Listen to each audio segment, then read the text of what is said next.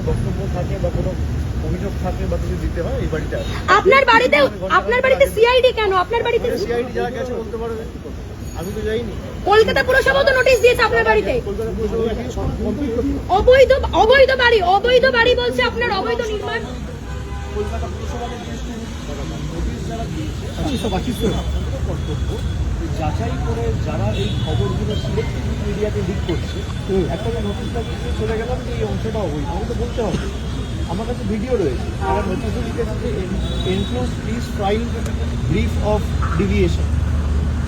সেখানে আমার ডিভিয়েশনের কোন অংশটায় ডিভিয়েশন রয়েছে, কি ব্রিফ রয়েছে, তার অ্যাটাচমেন্টটা কোথায় সেটা তো দেয়নি। আমি এ নিয়ে মামলাও করব, আমার অধিকার রয়েছে, বিচার ব্যবস্থার দ্বারস্থ হব এবং যা লিখিতভাবে আমার যা রিপ্লাই ছিল আমি দিয়েছি, জানিয়েছি।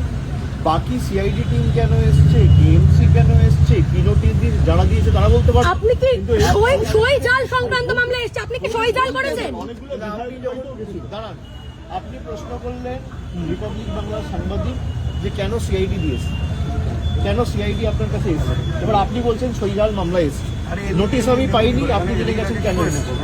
তাহলে আপনারা যখন সবকিছু জানেন, সিআইডি যখন বলেই দিচ্ছে তখন আমার তো বলার কিছু নেই।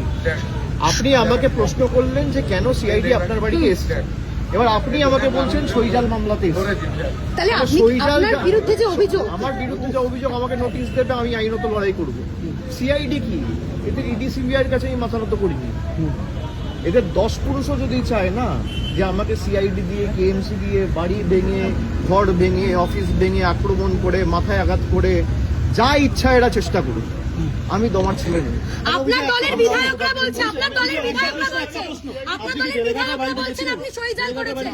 আমি ওখানে আমাদের বেলিঘাটের যে পার্টি অফিস রয়েছে, আমাদের ওখানকার নির্বাচিত যিনি বিধায়ক কুণাল ঘোষের অফিসে আমি দেখা করেছি। আমি ওখানেই গেছিলাম, ওখান থেকে এসেছেন একটু পরে। আপনার দলের বিধায়করাই বলছেন